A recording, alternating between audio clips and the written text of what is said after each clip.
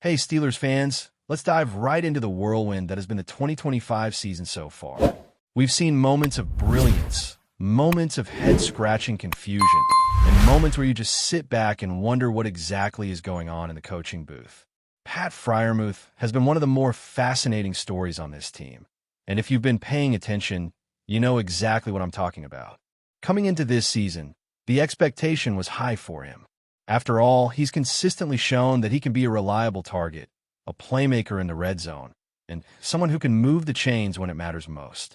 And yet, despite those abilities, his role has felt inconsistent, almost baffling at times, leaving fans, analysts, and even casual observers scratching their heads. Through the first 12 games, he's racked up 26 receptions on 32 targets for 298 yards.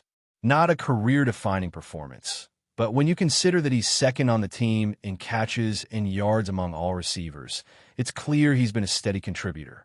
He's also tallied 4 touchdowns, including a highlight-worthy 68-yard reception that showcased his ability to turn a modest play into something spectacular. 151 of his yards came after the catch, showing that he can create opportunities even when the defense isn't giving him much. 12 of those 26 receptions resulted in first downs, a number that indicates he has the potential to be a central piece of this offense, not just a supplementary option. But here's where things get strange. Despite all of that, there have been games where Freiermuth has essentially been sidelined by the very system that should highlight his strengths. This past Sunday against the Bills was a glaring example. The Steelers were struggling offensively, desperately needing to move the chains, needing first downs, needing someone to make plays over the middle of the field, and yet Freiermuth was on the field for just 17 snaps. 17. And in that time, he wasn't targeted once. 0. Nothing. You can count on one hand and still have fingers left over. Watching that unfold was painful for anyone who understands football. Here's a player who has proven his worth, who has the skill set tailored to the team's immediate needs, and yet he barely saw the ball. His own team effectively erased him from meaningful participation in a game where his presence could have altered the outcome. And it's not a question of talent or readiness. Freiermuth has the skill, the intelligence, and the rapport with his quarterback to be productive in exactly the situations the Steelers found themselves in. When asked about this situation, he was calm, composed, and professional, highlighting the kind of mentality that keeps him respected in the locker room. He acknowledged the frustration, but maintained trust in his coaching staff and an understanding of his role, hoping that opportunities would increase as the season progressed. That's the kind of player who doesn't let adversity shake his mindset. Yet you can't help but feel the disconnect between his capabilities and how he's being utilized. It begs the question, what is going on in the Steelers' offensive strategy? Why would a player like Freiermuth, who consistently produces when given the chance, be left out of key moments? This season has been peppered with odd decisions, both on offense and defense, and sometimes it feels like there's no rhyme or reason to how the coaching staff chooses to deploy talent. You can trace it back to personnel changes, from trades to acquisitions, but none of it fully explains the inconsistent usage of players who are clearly capable of making an impact. Take the case of Jonnu Smith, for instance. Brought in with expectations that he would be a dynamic, versatile tight end capable of lining up at multiple positions and creating matchup problems for defenses, he has yet to justify that investment consistently. Sunday's game highlighted those struggles, with a poorly run route in the end zone resulting in a missed touchdown opportunity, further illustrating how even talented players can be hindered by miscommunication or poor execution within the system. Meanwhile, Freiermuth's absence on the field remains an inexplicable element of this offensive puzzle. Looking at the broader picture, there's also the tendency for the Steelers to bring in experienced veterans, players with established careers and past success, in the hope that they can contribute immediately. It's easy to criticize these moves as chasing old stars, but the context often tells a different story. Sometimes these acquisitions are about filling specific needs, leveraging relationships, or maximizing short-term opportunities rather than simply clinging to nostalgia. The addition of Adam Thielen later in the season, for example, was less about chasing a 35-year-old wide receiver and more about having a reliable option who already shared chemistry with the quarterback. He stepped into a system late in the season, had a limited playbook to learn, and the team hoped he could deliver a few key contributions in critical moments. That's a different type of calculation than the narrative of chasing aging stars. At the same time, the coaching staff has made decisions that feel almost counterintuitive. Sending Darnell Washington on a route that Freiermuth traditionally runs in practice, when Freiermuth himself was available, perfectly illustrates the disconnect. Freiermuth has mastered this route over years, understands the nuances, and is known for executing it reliably in game situations. Yet the target went elsewhere, resulting in a failed opportunity that could have been avoided. This isn't about talent. It's about decision-making, strategy, and understanding which players are best suited to make plays in critical moments. Watching it all unfold leaves fans with more questions than answers, and the frustration is palpable. It's not just one game or one player either. Across the season, patterns have emerged that suggest the Steelers are struggling to align talent with opportunity, to deploy their roster in ways that maximize their chances of success. There's a mix of experience, skill, and potential that, if utilized correctly, could make this team dangerous. But as it stands, inconsistencies in play calling, personnel decisions, and usage of key players have left both the team and its supporters scratching their heads. Freiermuth, in particular, embodies this tension: capable, reliable, and underutilized. It's the kind of storyline that keeps fans talking, debating, and sometimes venting in frustration because you know the talent is there. It's just not being showcased the way it should be. And when you zoom out even further, you see that this is part of a larger narrative for the Steelers this season. From quarterback decisions to defensive rotations, from special teams usage to late-season acquisitions, the puzzle pieces often don't fit as expected.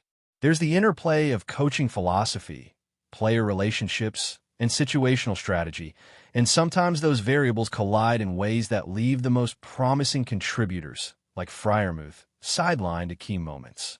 Fans are left witnessing a team with undeniable talent, a roster full of potential, yet executing in a way that frequently undercuts its own strengths.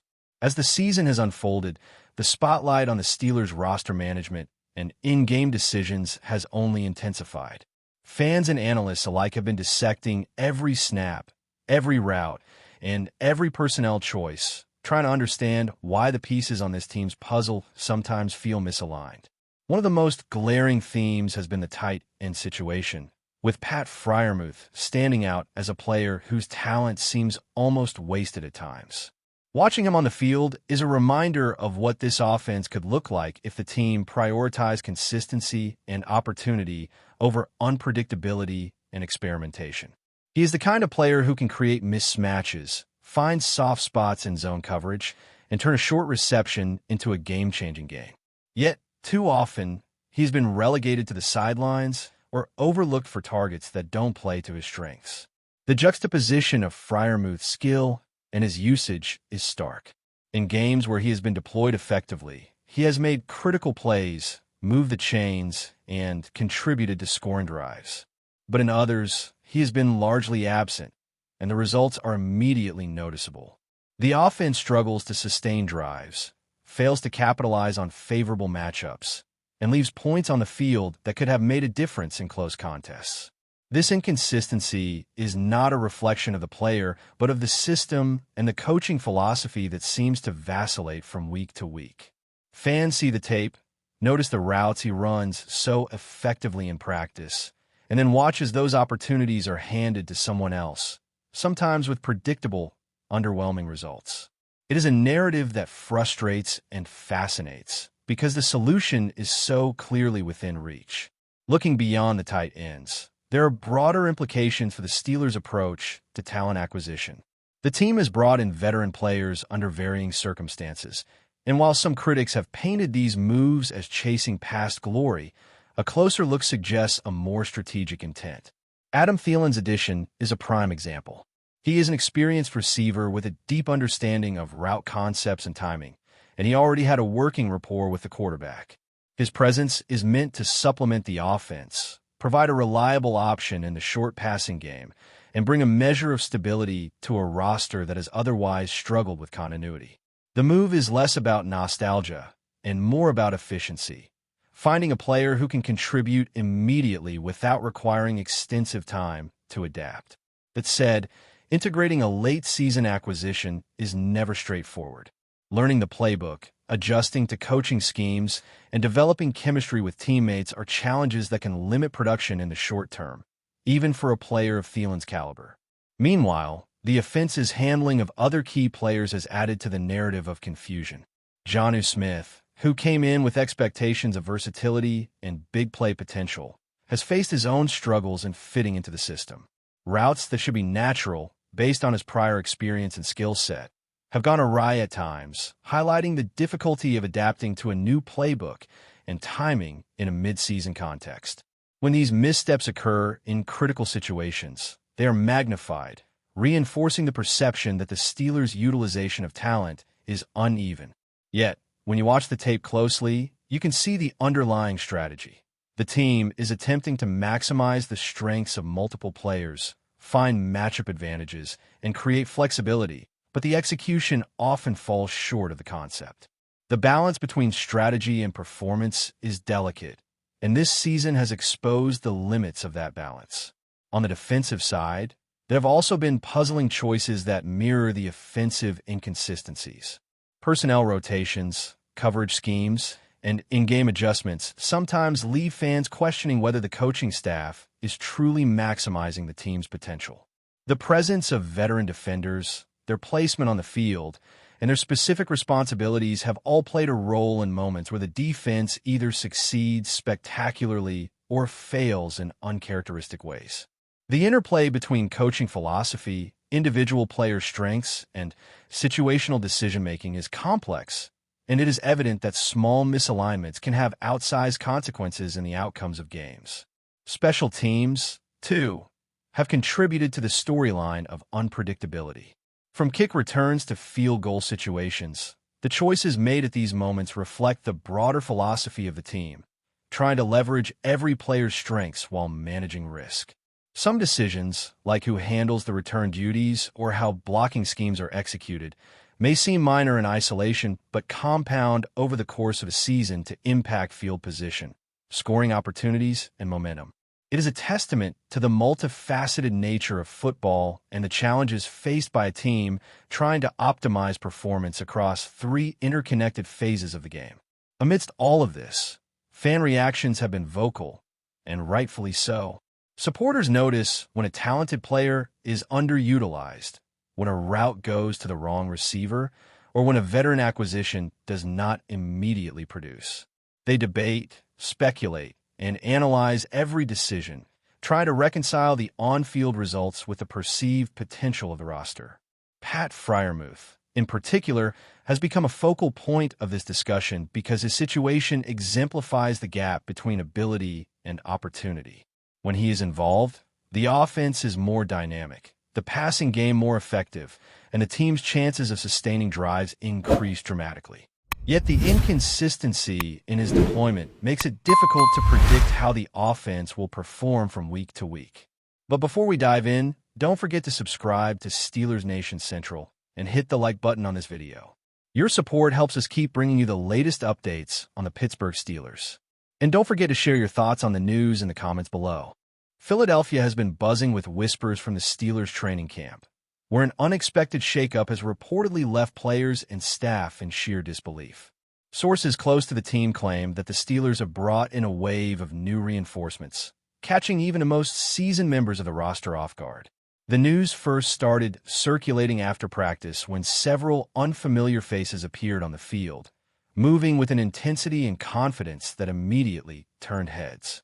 While the team has remained tight-lipped, insiders hint that these additions could be game changers, potentially altering the dynamic of the squad in ways no one anticipated. Veteran players were seen exchanging surprise glances, and, according to onlookers, the energy on the field shifted noticeably. Some suggest that the newcomers bring a mix of raw talent and professional experience, a combination that could inject fresh competition into the roster and push longtime starters to elevate their game. Speculation is rife about who these mysterious reinforcements might be. Rumors range from seasoned free agents previously unlinked to the Steelers to younger, rising stars who have flown under the radar but are now apparently ready to make a splash in the league. Coaches reportedly kept a low profile, watching intently as the group integrated into drills and scrimmages, their reactions hinting at both curiosity and cautious optimism. The locker room, usually a controlled environment, is said to have erupted in hushed conversations and playful bets over how these arrivals might affect team chemistry. Fans and analysts alike are already spinning theories about whether this surprise move signals a bold strategic pivot, perhaps a recalibration aimed at shoring up weak spots or simply adding depth to an already formidable roster. Philadelphia media outlets are abuzz, and the chatter shows no signs of slowing. Every observation is being dissected. A particular drill sequence, a reaction to a coach's instruction, a brief exchange between veteran and newcomer. The city seems poised on the edge of speculation, eager to see whether these clandestine reinforcements will become the team's next breakout stars or if the shockwave they've caused will fade as quickly as it appeared. Whatever the outcome, one thing is certain. The Steelers have made their presence felt, and whispers from this camp are already igniting imaginations far beyond the practice field. That's it for this update. If you enjoyed the video and want to keep receiving exclusive news about the Pittsburgh Steelers, make sure to subscribe to Steelers Nation Central and give this video a like. We always look forward to hearing your comments and opinions. See you in the next video.